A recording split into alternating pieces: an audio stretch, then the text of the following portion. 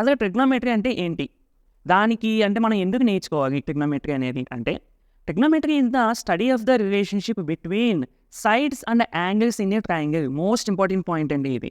Trigonometry దేనికి సంబంధించింది అంటే, ఒక ట్రయాంగిల్‌లో ఉన్న సైడ్స్ అంటే ఫర్ సపోజ్ మనం ఏదైనా ఒక ట్రయాంగిల్ కన్సిడర్ చేస్తే, ఈ ట్రయాంగిల్‌లో ఉన్న సైడ్స్ అంటే ఇవే కదండీ! ఈ సైడ్స్‌కి మరియు ఈ ఇంటర్నల్‌గా ఉన్న యాంగిల్స్‌ని మనకి వాటి యొక్క ఈ సైడ్స్‌కి, ఈ యాంగిల్స్‌కి మధ్య ఉన్న రిలేషన్‌షిప్‌ని మనకి ఎక్స్‌ప్లెయిన్ చేస్తూ ఉంటది ట్రిగ్నోమెట్రీ అనేది.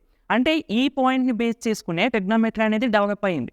ఓకేనా? సో, ఈ అంటే సైడ్స్ మరియు యాంగిల్స్‌కి మధ్య రిలేషన్ గురించి మనం తెలుసుకుంటూ ఉంటాం ఈ చాప్టర్‌లో.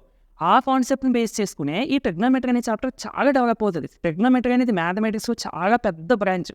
ఓకేనా? అంటే మ్యాథమెటిక్స్ అనేది ఒక ట్రీ అనుకుంటే, మనకి చెట్లు చూడండి కొమ్మలు పెద్ద పెద్దవి ఉంటాయి. అలాగా మ్యాథమెటిక్స్ ఒక ట్రీ అనుకుంటే, ట్రిగ్నోమెట్రీ అనేది ఆ ట్రీకున్న చాలా పెద్ద బ్రాంచ్. సో, మనం ఈ ట్రిగ్నోమెట్రీ